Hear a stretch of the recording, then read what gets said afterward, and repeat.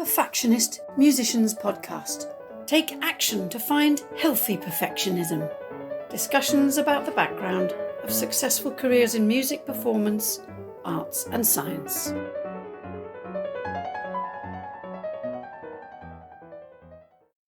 In today's episode with my guest, Ollie Mansfield, we look at musicianship from the business-making side. Being a freelance musician is a very different career path compared to taking up a full-time position in a professional orchestra. And to be honest, the majority of musicians who graduate from conservatoires and university music departments choose to earn their living by freelancing. Ollie Mansfield is a freelance cellist and entrepreneur, combining several paths of a 21st century musical career. As a mentor, he assists students and professional musicians to find and create new opportunities.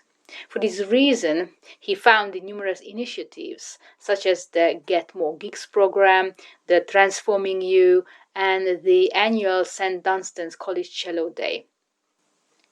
In March 2020, when the COVID-19 kicked into the UK and all public concerts were banned, he founded the Front Room Concerts online event that helps musicians to be able to continue earning a living.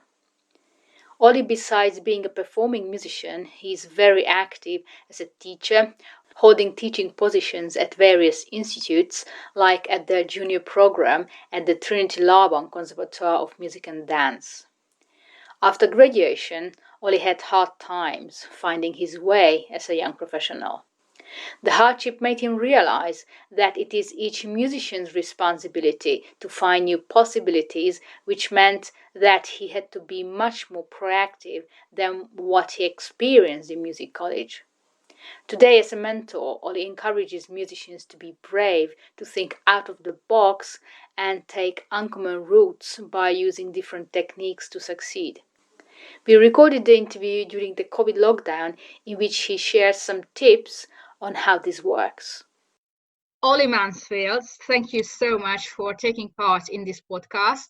And after the introduction I just said about you, I'm still very curious about the initiatives that you started. For instance, I understand that the Front Room Concerts aims to help professional musicians to reach publicity by streaming their performances from their home to the online community, or with the Get More Gigs program, you offer solutions to freelance musicians to connect with ideal contacts and demonstrate their skills appropriated so that it will increase their work. So tell me more about these schemes, and I'm particularly interested, what was the drive that made you to start these services? Well, first of all, thank you for having me on. It's a great pleasure. And yeah, this is part of a sort of exploration and learning for me, because I've spent many years teaching the cello, and now I've come to a point where I want to explore and develop other areas and bring in other skills I have. So with the Front Room Concerts, that was more out of necessity. All my work dried up. I had a completely blank few weeks, and what I wanted to do is to be able to have a platform, not only for myself but for my colleagues, to be able to still perform and earn some money from it. So I was thinking about a catchy title, and so Front Room Concerts came to mind. And because of I've been doing a lot of work with mentors and coaches, but as a mentee, and working with these people a lot on social media, on Facebook, on LinkedIn and other platforms, and realizing how easy it is to get a group of people together and to have a group experience. And now technology is brilliant at being able to connect with people and set things up. And I sort of did a quick search on Facebook, and I couldn't find anything sort of with the same name or anything like that. So I thought, well, let's jump on that. Let's create that. Let's get going and see what happens. And each Thursday at 8 o'clock, for no more than an hour, musicians British UK time, 8 o'clock. British UK time, can stream from their front rooms a performance. And the idea is that the people watching can donate via PayPal, and the proceeds will go to the performers, but also a certain percentage to Help Musicians UK charity, which is sort of helping support professional musicians through hardship. And this definitely is a period, but I really see the possibilities and opportunities on social media. And I think musicians are incredibly adaptable people. And this situation of being in lockdown and the virus is forcing people to find new opportunities, new ways. And so the front room concerts is just one possible vehicle for musicians to keep performing, to build an audience, to build recognition, but also realize that things can still carry on. That's where that comes from. And then the Get More Gigs, well, I started that just before all the coronavirus. And what I was sort of, again, through my work online using LinkedIn and social media, is just how easy it is to connect with amazing people online. And I sort of tested it out. I was sort of intrigued because all the sort of social etiquette and barriers that I think people create for themselves in their head. So for instance, before now, I'd never dream of ringing up the principal cello of the Halle Orchestra to ask him for advice, or the principal violin of the BBC Symphony Orchestra. When I was at conservatoire at music college, in my head, there were sort of these greats that I sort of put up on a pedestal, and so they were unreachable. They were out of contact, and how could I'm not worthy of reaching out to those people, and all those kind of things. And what I've realized with LinkedIn and Facebook and Twitter is you can have direct access to these people, and you can reach out and contact in a way that you might not do face to face. And what's the experience? What's the feedback? Do they answer your questions? Most of them do, yeah. From freelancing myself, is that the freelance orchestral work and being an extras in orchestras just seems like quite a foggy, muddy area that no one has ever really explained to me. And as I was chatting to peers and colleagues, they kind of also felt the same, that they weren't quite sure what the rules were, what the process is, and it all seemed to be a bit random. So I just thought, well, I'll just go and ask them. So what did you ask them? So I reached out to them and I said, I'm in the process of doing some research. Would you be okay to answer some questions? And they replied back, yes. And then, so I said, well, is it possible to organize a 10-minute call with you? And they replied back, yes. And I was like, oh, wow, like this is happening. So I had calls with various principals of different orchestras. And I asked them first, just like, what's the best route to getting on an extras list for an orchestra? And so there seems to be three ways. One is auditioning, and then you get on their list. The other is sending in a letter and CV to the orchestral manager. And the other is being recommended by either the principal or someone in the section. And in fact, actually, if you do all three, you're more likely to be put on the extra list. So again, it was really interesting to get that insight, and that seems to be common throughout all the orchestras. And then within the extra list, I asked them, well, how do you prioritize? Because there are different people on the list, and so most of them have like a sort of A section, a B section, and a C section. And so your A section people get booked regularly, your B notes not so much, and your C not so much either.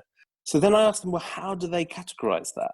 And so it seems to be that the A category people are people that are able to balance between really contributing in the performance, into the playing of the orchestra, whilst also being very aware and sensitive to what's happening around them. Okay, how do you define contributing in this sense? Exactly, because that, again, very ambiguous. And actually, a lot of the principals couldn't quite specify themselves what it could be. So I've gone away and thought about it. And for me, it's a mindset. It's an approach. And it was the principal of the Royal Liverpool Philharmonic Orchestra, Principal Cello, who said it, which was he wants people that want to produce great quality music, who want to be part of that. And to be able to do that, you've got to have a certain mindset of going in and going, yeah, I'm here to create something of high quality with these people, and I'm going to contribute to that. And that is a very different approach to, I've been asked back in.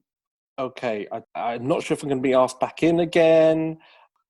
If you're doubting your abilities, if you're questioning what you're doing, if you're in that mindset where you are in a sort of scarcity mindset, where you're fearful of making mistakes, where you're fearful of doing the wrong thing, then you're not going to be in a place where you're going to contribute to playing high quality music. Having this mindset, what the principal was suggesting, it's about collaboration. I'm just wondering how the orchestra leaders, like the principal himself or herself, can communicate that to the newcomer, that please just be free. And so how does this communication happen? It doesn't. That's the crazy bit. I mean, you can go and ask for feedback once you've been in. But this is like a taboo that you are starting to kind of open up. Yeah, so much of this sort of side of things, basically it's about relationships, and a big part of what the string sections are also looking for is people that get on with the rest of the section. So you've got to be quite adaptable, but the thing is, it's the only way it's mainly communicated is you don't get asked back if they don't like you. What's the likelihood that they will not like you? So what you should or should not do? Exactly. Very ambiguous. The only way of the main way people find out is to just going in and doing it and then waiting to see if they'll be called back again. Okay, just probably you popped in to replace someone, I guess. You did a couple of extras now. So what did you observe? What works? You know, by your experience, perhaps you changed something that you kind of tried out your ways. So what was your conclusion, that I should rather not do this and pretty much go that way? Yeah. So a big one for me is going in with a sense of gratitude, that I'm just really thankful that I've been asked to play, and remembering that people book people. It's got nothing to do with where you've studied, who you've studied with, blah, blah, blah, although that might have helped leading up to this point. But once you're there, people want to get on with other people. So if you go in and with that you think you're superior, that you deserve that work, and you don't socialize and you don't connect with other people, then that won't work. People won't book you again. What about being inferior?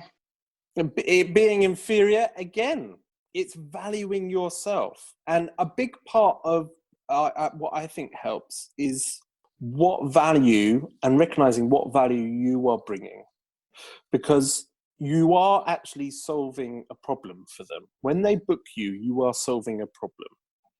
Their problem is that they're short of a cellist, or suddenly they need a cellist because someone's pulled out. So you are already solving a problem and helping them by turning up. So that kind of mindset that you probably referred to in the beginning, that the principal is expecting from the newcomers, that be collaborative, be open, be proactive, be just you, and don't worry. Yeah, don't worry. Just contribute, be aware, be part of the team, want to be part of the team. But and also you are already part of the team. At that moment, at that gig, at that rehearsal series, you are part of the team. Exactly. And then everyone likes to be thanked. You know, if I was booking someone, in fact, let's say I booked two people, one turned up and went off without saying a word. The other person turned up, said, hi, thanks, really enjoyed it, really appreciated it. I know which one I'm more likely to book next time. It's the one who values it, the one who's thankful, the one who has engaged with me and the work. Probably they are both thankful, just one has the guts to talk and open their mouth. And it's exactly, it's, as you said, it's social skills. It's not about being an excellent musician in the practice room. Yeah, exactly. And again, this all feeds back into the kind of training that classical musicians in particular have, where, and we might get onto this later, but that insecurity that can come out of that type of training can be really then detrimental to forging a career afterwards, because you have all those hang-ups that you might come out with, and they stay with you until you're able to drop them. As you were saying, my question was forming in my head. Okay, how on earth you can drop bad beliefs about yourself, about possibilities, impossibilities mostly? Yeah. I mean, I've totally been there, because I myself had a bumpy road at music college, and then an even bumpier one after. So it's only been in the last 4 or 5 years that I've found ways of overcoming. So I've had moments where I myself have just done a fuck it moment, which is, it doesn't matter, I'm going to have fun, I'm just going to do it. And so that was just from within. That wasn't really any particular techniques or anything. It was just me and myself. Look, let's just go smile and have fun and enjoy it. So there's that part. But the last few years, I've been doing some work with an educationalist called Matt Hudson. And his background is in NLP, neuro-linguistic programming. And he's forged his own work kind of based on different parts. And what I've explored more and more is, on a deeper level, is what you think your identity is. So that a certain exercise I've done, and he's got a book called The Saboteur Within, and it's in there, and it's an I am exercise. And he got me to write down 10 I ams. And basically his teaching, and I think it's sort of in with the NLP stuff, is that all your beliefs and values are there to support your identity. So if you think you aren't good enough to be an orchestral musician or a professional musician, if that on an identity level that you think that's the case, then your beliefs and values will support that. And so what I started to realize was, okay, if I wanted to really change that, then I've got to change who I am. So my beliefs and values about me can change. So then I can actually do what I want to do. Because my belief is that everything is possible. And it feeds into my teaching as well with my students, that I always leave the doors open. Yeah, no doors are ever shut. Everything is possible and always open for them. So that's been a huge part in getting me to make those leaps into putting on like the front room concerts or the Get More Gigs program or thing. It's just taking that leap of it's possible. So then in a gigs context, so more recently with freelance orchestral work, it's coming in with that belief and identity that I am capable. One, I value what I'm able to contribute, but two, I really value the people that have booked me. And that, so I really think that people are in a place where they're struggling with their limitations that they feel. I think a big part is exploring your beliefs and values and your identity. And if you're able to upgrade them, change them to something that's going to help you, then that's going to really help what you're able to do after. So a lot of the work I do with the mentoring stuff is more about beliefs and values and identity and approach, because I think that's a huge part of just being human. When you said approach, what exactly you mean under that term? I have a whole mashup of different approaches that I use. And again, some of it's NLP, some of it's the sort of language of hypnosis, some of it's just sort of straightforward mentoring, some of it's social media, how to use social media, strategy thinking. So there's all lots of different components to, depending on what the person needs and wants. For example, I'm just working with someone who's doing their postgraduate at a London Music College. And first of all, I'm just working with her on how to use social media to build up a network and a network of contacts that could possibly book you for work. And also how to create an audience as well. If you want people to turn up to your gigs and follow you, is actually one of your biggest assets, and something you can do right now, particularly in this period of time, is really good value, is to build an audience, a following. And the thing is as a freelancer, if you can say, I have a following of however many people on social media, and you're an orchestral manager or you're someone putting on a concert and you want to make sure you get as much audience as possible, well, wouldn't you be more likely to book, as well as the players that can do the work and that you get on with, wouldn't you also want the players that have a large following? Because that means more audience.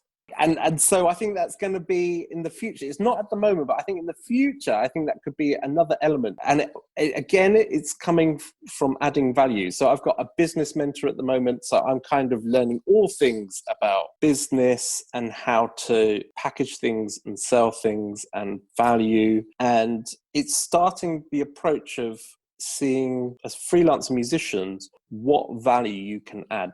So what comes across from all of this, that being a freelance musician is not about just music.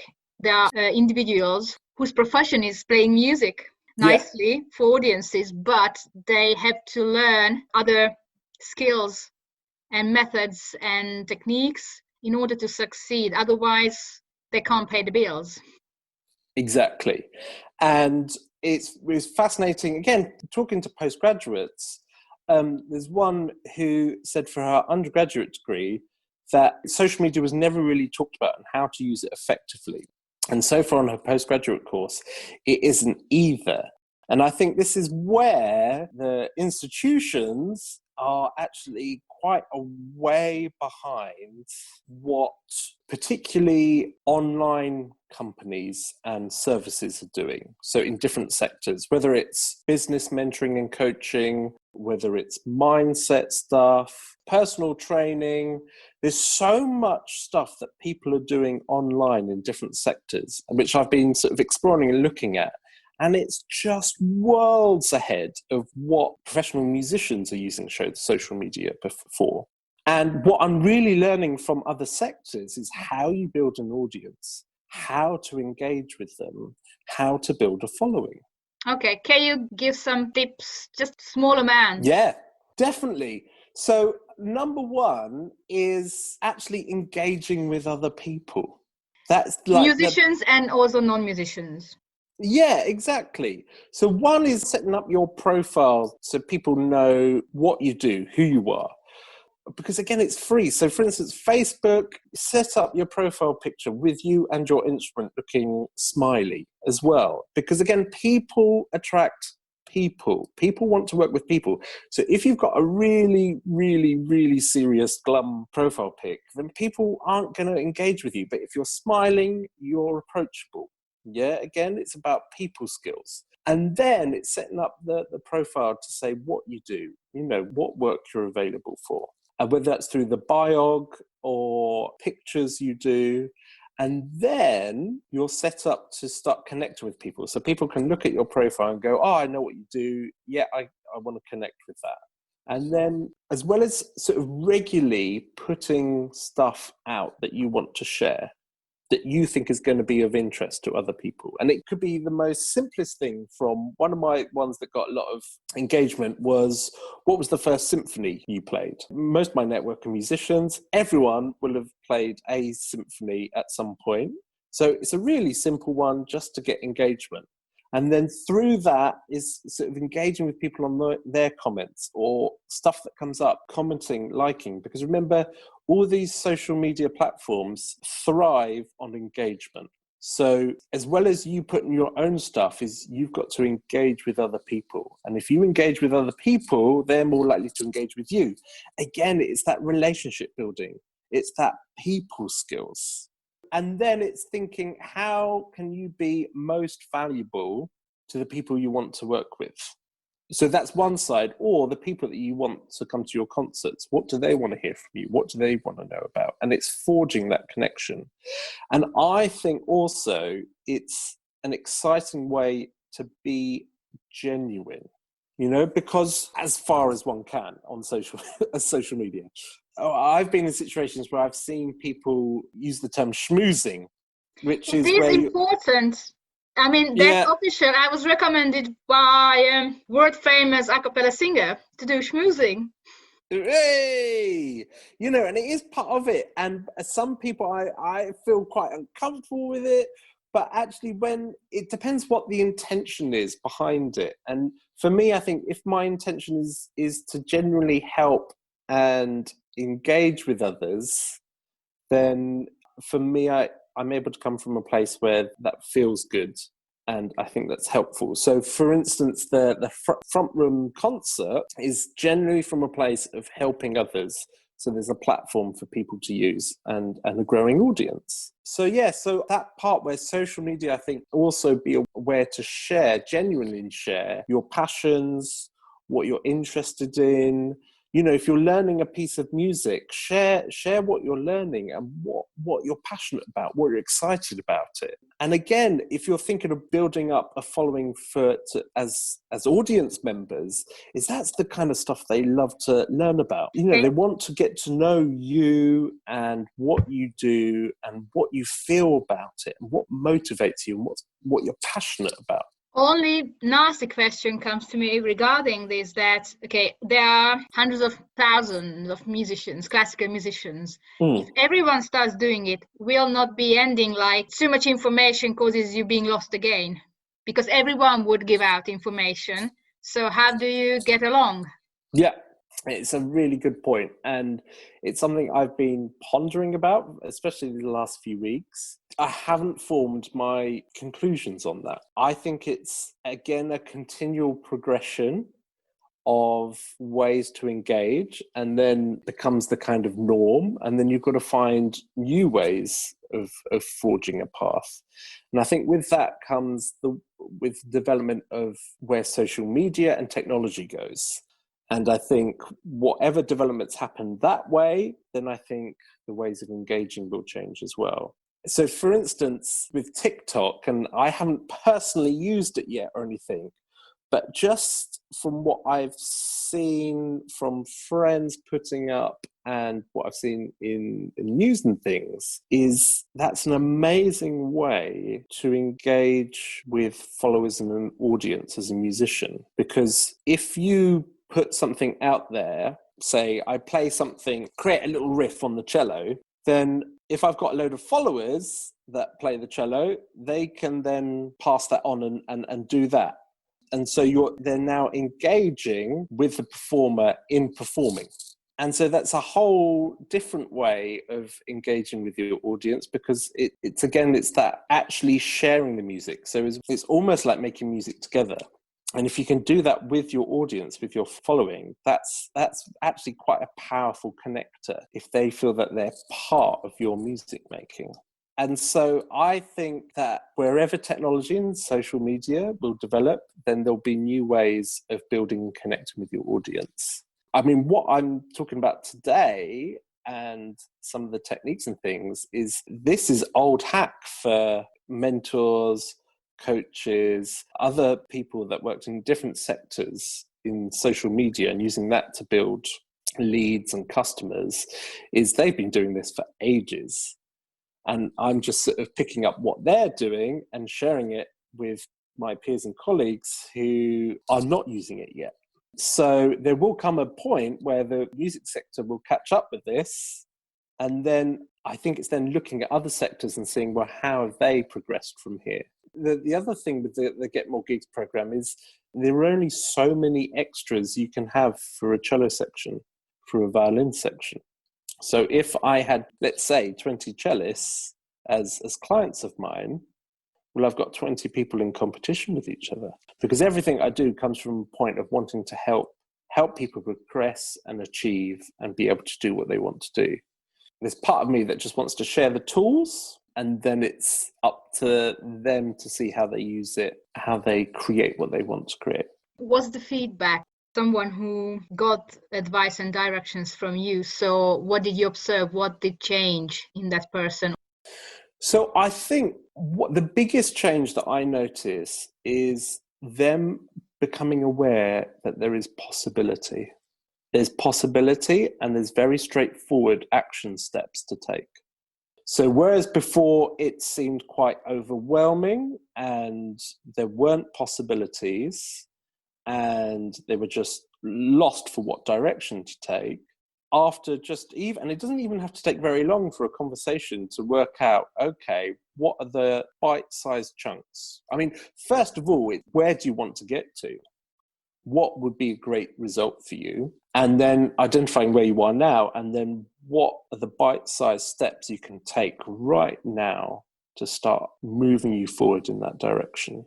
So for one person I spoke to, they were just overwhelmed with having to contact orchestras. They were contacting every orchestra in the UK every 6 months with a letter and their CV. And that's very time consuming. And what I've picked up from my research with orchestras is, I don't know if you've ever heard the phrase, out of sight, out of mind. Okay, so if you're out of sight, you're out of mind. So to keep in mind of the orchestras, you want to be in their sights one way or another. And so part of that is just emailing, sending in your letter saying, I'm here, I'm available for work. And you might need to do that quite regularly to be able to just keep in sight and to keep in mind. Now, I've got a couple of stories, not just from my side, regarding this. When I was trying to reach musicians for my own PhD, I was contacting the HR people at the orchestras in the UK by email.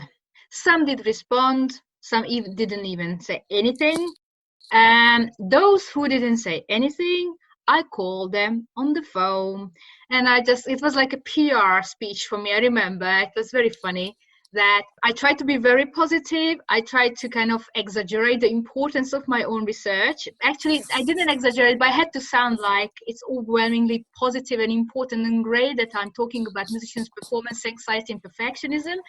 And oh yeah, we remember, that sounds so interesting. We make sure that we will send your email to our musicians just because they heard my voice. Yeah. And the same happened with a lady, an Australian coach. 20 years ago, it happened a while ago. She wanted to get more work. She wanted to engage with orchestras, to work with them. And she sent her CV accompanied by email. And the last sentence was, if I don't hear from you, I will call you. And how did that go? She got a job with the best orchestra in Australia. She was she was offered a contract. That's brilliant. Yeah, yes. That's brilliant. I like that. And that's the thing, is you've got to be quite regular at it. You know, because again, in my research, I was told, well, the orchestral manager probably won't pick it up for a while, even if you send it a few times. I mean, what I've seen in the office in my long life working 1 year in a research institute, offices are crazy. There are so many things going on. And even though you wish, if you don't respond in the same minute you receive the email, probably other things will come up as they are more important. And even if you want it, we'll not do it because you just don't have the time and energy. Yeah. And it's not about you as a job seeker after you graduated, regardless of your profession, being a musician or anything else. It's not particularly your shortcoming that they don't call you back. It's just maybe some bad timing to it or something like that. Yeah. And that's the thing. And so if you think of the degrees at music colleges are so based on, and even in the weekly lessons, based on quick assessing and response to what you are capable of. And you are so used to having that constant assessment being made and having that feedback quite quickly given to you, that to come out the other side of that and then to send your stuff off to orchestras and not hear anything, then it's so easy to start thinking, well, maybe I'm just not good enough. Yeah, so with this client who every 6 months sent letters out to the orchestras, and she got a little baby, and she's like, I can't do that. And when I said to her, you need to do it regularly, actually, to keep it, and she was like, well, I can't do that. That's too much work. And I said, yes, it is. What if, though, you just focused on 1 or 2 orchestras in particular you wanted to work with? And she's like, oh, yeah. Oh, that's possible now. And it can be as simple and as little as that can make such a big difference. Because suddenly there's a possibility and there's a manageable action that they can take. And a big thing is, keep in sight And if you keep in sight, then you'll keep in mind. And again, that's where social media, I think, can be really useful. But you're so right about that. And again, if you think about it, that calling up and you calling up, again, it's that personal then connection that makes the difference. That's much more personal, even though they can't see you. We receive how many spams a day? Yeah. And imagine that if 60 musicians a day send to that orchestra anything like introductory email, that's nearly like a spam for them. Yeah. And within that, the introductory stuff, and I say this to clients, to start off by saying something about what you really like about what they're doing. Yes, Instead and of, why you want to work with them. Yeah, exactly. I mean, the greatest thing I learned doing a PhD is about communication, oral or in writing, but the most important stuff, what you want to say, the first sentence, and you go and you can come back to it to elaborate on it, but you have to start with it. People don't have time. So you have to tailor your writing or your speech in a way which comes across exactly how you want it to be. And the same with the sentence. If it's a long sentence, start with the most important. Start with the word which you want to emphasize. I'm going to do this, or this have to be done. Completely different communication. Yeah. You should stop it, or have you been thinking of stopping it? So it depends what's the aim, but communication really matters. And it again goes back to social skills. Yeah, totally. And that is what's lacking in the kind of professional training for musicians. Someone did a PhD, which I've been reading recently. It's just sort of come out. Who is it? Kate Louise Blackstone has just done her thesis on exactly this, looking at graduates in their first year after music college and how they cope with that. And it's fascinating research into exactly this gap between the reality and all the other social skills and language skills and communication skills that you quickly need to build up, and also the identity and the beliefs and values. There's a big gap between bringing that in. You know, I can think of an amazing cellist who's incredible on his instrument, but he's not getting much work at the moment. There are various reasons for that, and it's to do with the stuff we've been talking about, that communication, that rapport building, that building those relationships. You can listen to the second part of the conversation in another episode. I hope you found some of the ideas useful that Ollie shared with us, and if you like, hit the subscribe button to receive more content like this. And until the next episode, I wish you well to remember, done is better than perfect.